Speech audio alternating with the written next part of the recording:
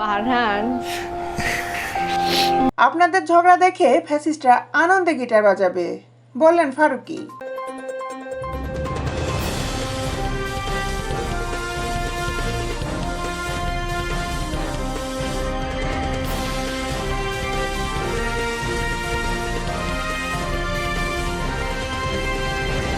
আপনারা ঝগড়া করবেন আর তারা গিটার বাজাবে। আপনারা যত বিরোধে জড়াবেন তারা তত আনন্দে গিটার বাজাবে। এখন সিদ্ধান্ত আপনাদের। আপনারা পরস্পর বিরোধী মত নিয়েও শ্রদ্ধার সাথে সহাবস্থান করবেন নাকি ওনাকে গিটার বাজাতে দিবেন। শনিবার মধ্যরাতে ফেসবুকে একটি গিটারের কথা শিরোনামে ফেসবুকে পোস্ট দিয়েছেন ফারুকী। তিনি লিখেছেন, ফ্যাসিস্ট জানে আপনাদের ঐক্যই তাদের দেশ ছাড়া করেছে। এখন আপনাদের অনৈক্য তাদের ফেরার রাস্তা যদিও বা না করে, অ্যাটলিস্ট আপনাদের ঝগড়াঝাটি তাদের শান্তি দিবে।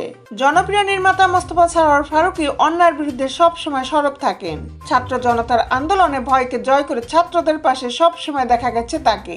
এখনো তিনি কোনো অন্যায় হলে দু কলম লিখতে দ্বিধাবোধ করেন না।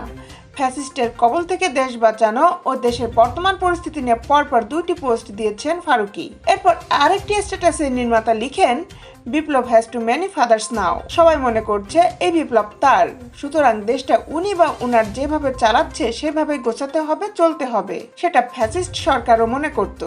এই আন্দোলনে জনগণ কোনো দলের বা বিশেষ মতের আদর্শ নিয়ে যোগ দেয়নি সে কথা উল্লেখ করে তিনি লিখেন, প্রিয় ভাই ও বোনেরা, 5 আগস্ট কোনো বিশেষ মতের আদর্শের পক্ষে কোনো ম্যান্ডেট প্রদান করে নাই জনগণ। এখন দেশ কিভাবে চলবে সে রায়ও জনগণ দিবেন বলে তিনি লিখেন, এখন যার যার এজেন্ডা আছে, কি ধরনের সরকার বানাতে চান, দেশটাকে কিরকম করতে চান, এগুলো নিয়ে জনগণের কাছে যান। জনগণ ভোটে নির্ধারণ করবে কাদেরটার পক্ষে জনগণ আছে। জনপ্রিয় নির্মাতা বৈষম্য বিরোধী ছাত্র আন্দোলনের শুরু থেকে শিক্ষার্থীদের পক্ষে সরব ছিলেন। দেশের বর্তমান পরিস্থিতি নিয়ে যৌক্তিক পোস্ট দিয়ে জনসাধারণকে সবসময় জাগ্রত করে যাচ্ছেন এই নির্মাতা।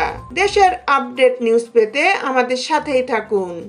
Justice TV, Dhaka.